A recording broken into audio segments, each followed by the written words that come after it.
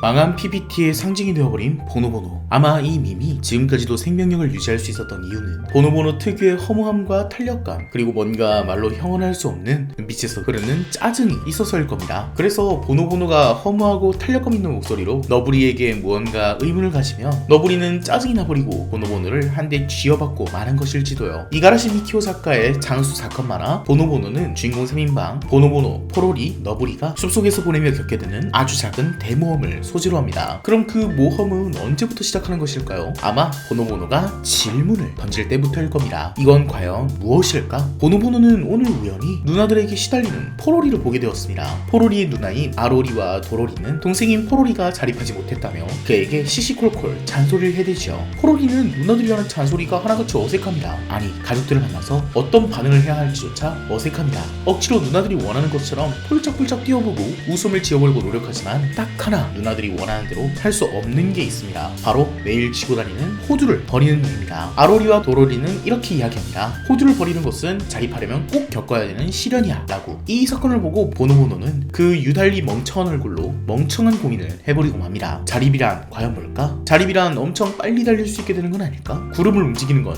자립일까? 나도 자립하면 구름을 움직일 수 있게 될지도 몰라. 자립하지 못하면 어떻게 되는 거지? 툭 하면 병에 걸리는 걸까? 살이 심하게 빠져버리는 걸까? 몸에서 악취가 나는 걸까? 아니면 어느 날 낯선 아저씨가 찾아와서 멀리 낯선 데로 데리고 가서 어딘가에 가두는 걸까? 보노보노는 자기가 잘 모르는 것을 깊게 생각하다 보면 어쩐지 무서운 상상을 해버려서 곤란해지는 아이입니다. 그런 보노보노를 위해서 아로리와 도로리는 자립의 의미를 알려주죠. 자립은 자기 힘으로 살아갈 수 있는 거야. 금방 울거나 금방 웃거나 하지 않는 게 필요해. 결국 어른이 된다는 뜻이야 보노보노. 보노보노는 또 멍청한 질문을 해버리고 맙니다. 포로리가 호두를 가지고 다니면 왜 자립할 수 없어? 아로리는 금방 울어버립니다. 보노보노를 애니메이션으로 접한 경우가 많을 한국 사람들에게는 조금 충격적이게도 사실 보노보노는 어른들을 위한 우화입니다. 일종의 블랙 코미디 혹은 선문답이죠. 보노보노에서 너무나도 당연한 것들 혹은 어른이 되면서 차츰 고민하지 않게 되는 그런 개념들에 대해서 끝없이 의문을 던집니다. 가령 3권에서 4권까지 이어진 이 에피소드는 자립이란 무엇이고 어른이란 무엇인가에 대해서 사색하는 내용이죠. 하지만 블랙 코미디라고 해서 등장하는 인물들이 우스꽝스러운 건 아닙니다. 가령 어른이 취하는 인물들을 몽땅 비웃는 작품이라고 하나요? 그런 시니컬한 류의 작품은 아닙니다. 방금 울어버렸던 도로리 언니를 볼까요?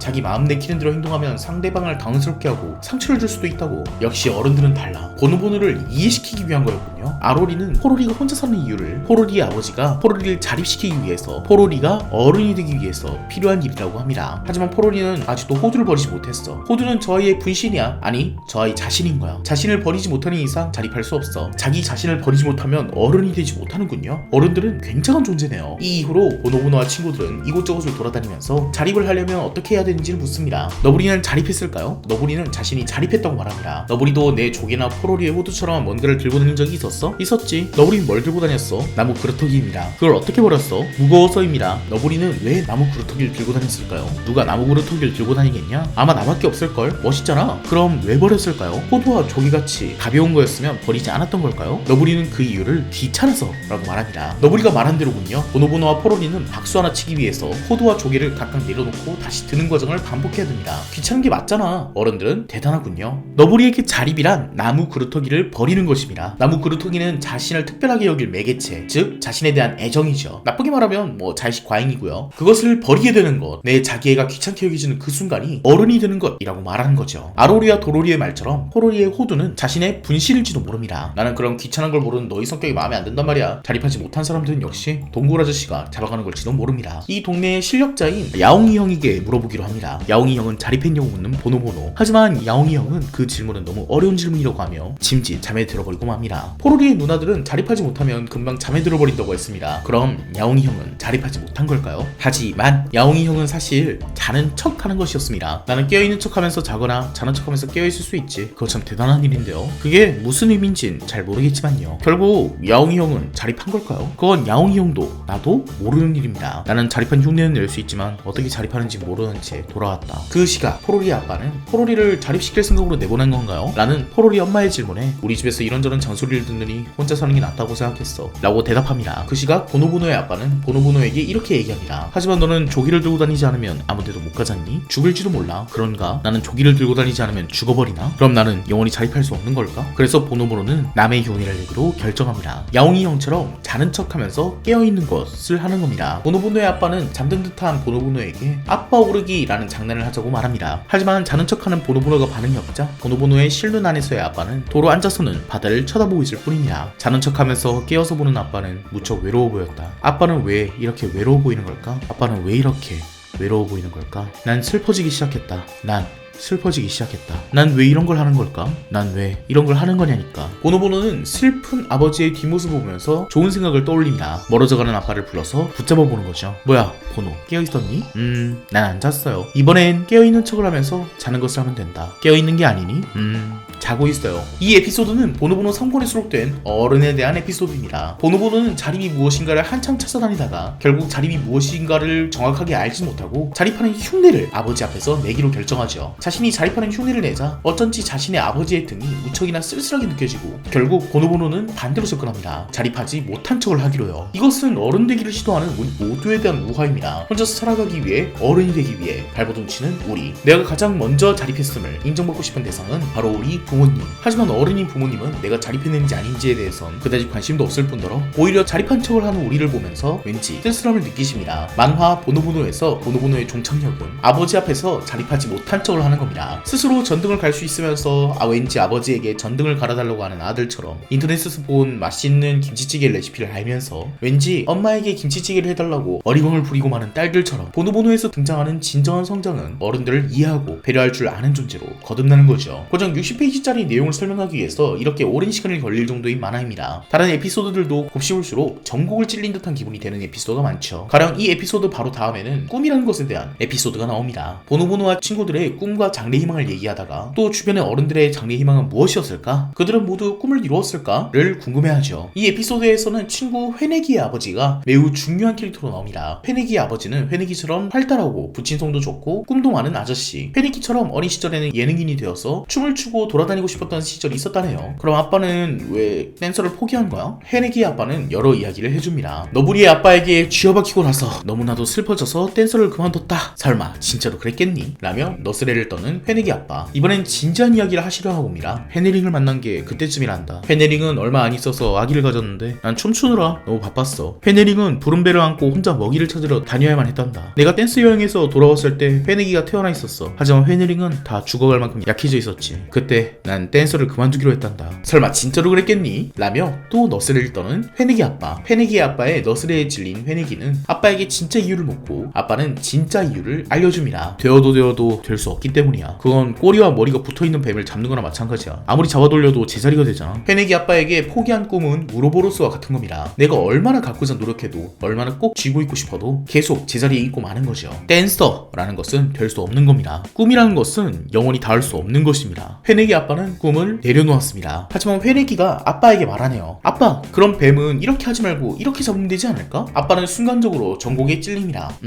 그래도 되지만 뱀 이야기는 예시일 뿐이야. 예면 어때? 난 노력하면 할 수 있다고 생각해. 꿈 많은 아들이 이번엔 오히려 아빠 쪽에 질문을 던져보네요. 그래, 회내기야. 뱀을 이렇게 잡은 뒤엔 어떡할 거야? 이번엔 회내기가 전곡에 찔려버렸네요. 곰곰이 생각한 회내기는 이렇게 대답합니다. 아빠는 생각을 너무 많이 해. 잡고 있을 수 있을 때까지 잡고 있으면 되는 거 아니야? 이번엔 굉장히 오래 정적이 이어집니다. 이 정적 사이에 머리에서 올릴 고민들은 독자인 여러분께 맡겨진 임무입니다. 잡고 있을 수 있을 때라는 것은 언제까지일까? 아빠는 언제를 잡고 있을 수 있을 때라고 느꼈을까? 아빠도 처음부터 생각이 많은 사람이었을까? 우리는 꿈이란 이름의 뱀을 잡고 있을 수 있을 때까지 잡고 있다가 불가항력으로 놓게 되는 걸까요? 아니면 우리가 스스로 포기해버리는 걸까요? 영원히 포기하지 않고 싶어하는 아들, 그리고 꿈을 내려놓은 아빠. 되어도 될 수 없는 꿈이란 것을 아들에게 변명하는 아빠는 먼저 이야기를 마무리합니다. 알았다 회내기, 네 맘대로 해. 그래도 즐겁게 포기하렴. 회내기는 아빠에게 마지막으로 하나만 더 물어봅니다. 아빠는 즐겁게 포기했어? 그럼 즐겁게 포기했지. 회내기 아빠는 마지막으로 한마디만 더 거듭니다. 하지만 아직 하고 있어. 저는 이 에피소드를 참 좋아합니다. 꿈이 있는 청년과 아버지가 되어야 할 나이, 그 사이 어딘가에 표류한 듯한 나는 회내기 아빠에 이입했다가 회내기에 이입했다가 하거든요. 그리고 회내기 아버지의 마지막 대사가 굉장히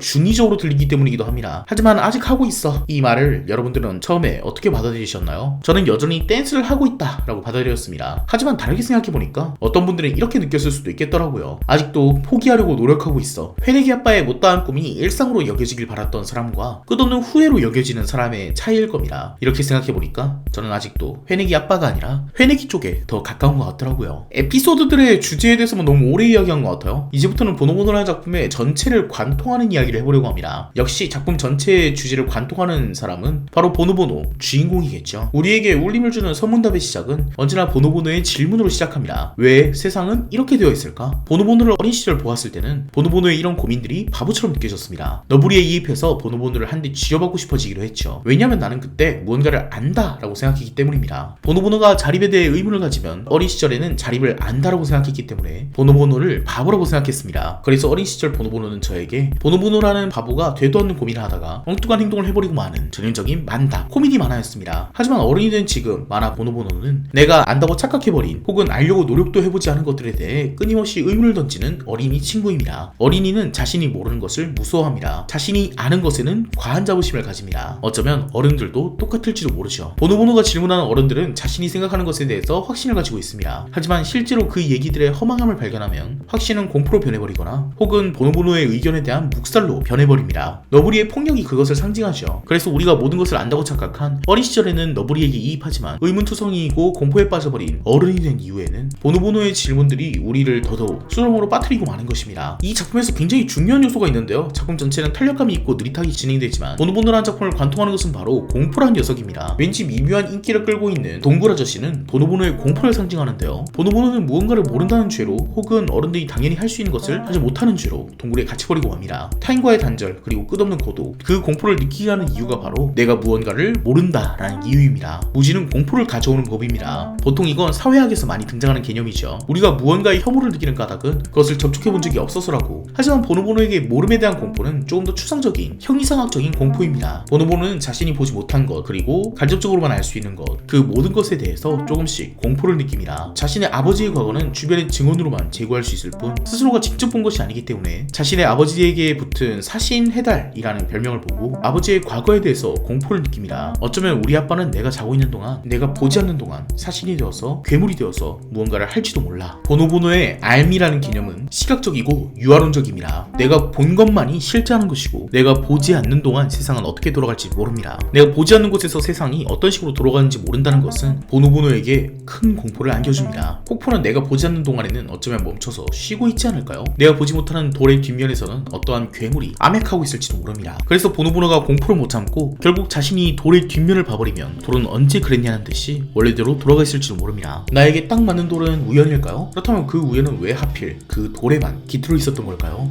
이가라시 미키오가 그린 세상은 무지에 대한 공포로 가득 차 있고 심지어 그것에 대해 고민한 것조차도 그 결론이 나는 그것이 왜 그런지 모른다 라는 무지로의 회귀가 되어버리기 때문에 보노보노는 왠지 깊게 고민하다가 스스로 공포스러워져서 곤란해져 버리고 맙니다. 보노보노라는 아이의 세상은 그래서 모든 것이 대단해 보입니다. 어른은 무언가 엄청난 이유가 있어서 꿈을 포기했고 자립을 선택했고 돌에 우연히 깃든 이유는 어쩌면 이 돌이 나를 사랑하기 때문일지도 모릅니다. 보노보노가 이유를 궁리하기 시작하면 세상은 둘 중 하나로 바뀝니다. 나를 무한히 사랑해주는 태양이거나 혹은 자신을 집어삼킬 것 같은 끝없는 어둠이죠. 어쩌면 우리 모두가 그렇게 생각하고 있을지도 모릅니다. 우리는 우리가 모르는 존재는 모두 태양이고 어둠인 줄 알고 있는 겁니다. DC에 한 명문이 있습니다. 자신은 예쁜 여자는 모두 태양 같은 존재라고 생각했다고. 그들의 삶을 잘 모르니까 그들은 이슬만 먹을 것 같고 매일매일 잘생긴 남자와 돌아가면서 사귀면서 나는 절대 누릴 수 없는 행복을 누리는 아주 빛나는 태양이자 나를 좀먹는 악마라고 생각했답니다. 그런데 이가라시 미키오의 세계 보노보노에서 그 결론은 늘 하나입니다. 보노보노는 끝없이 이유를 궁리하고 찾지만 세상에 이유가 명확한 일은 그다지 많지 않으며 그저 그들은 그렇게 존재하고 있을 뿐이라고.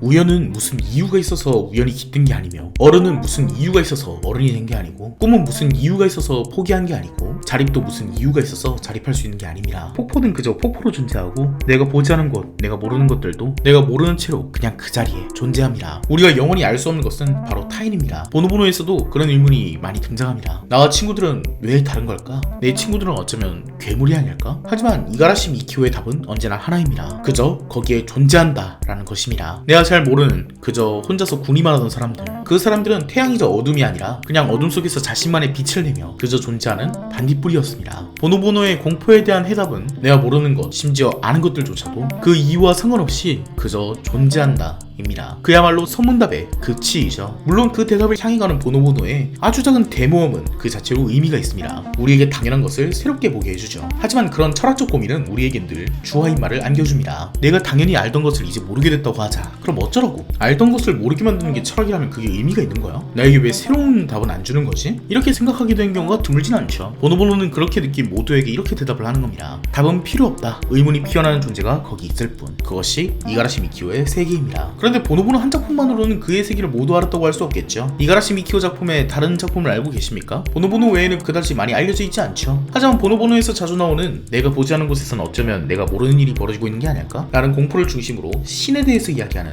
재미난 작품이 하나 있는데요. 다음 리뷰는 그걸 리뷰해 보도록 하겠습니다. 끝까지 봐주셔서 감사합니다.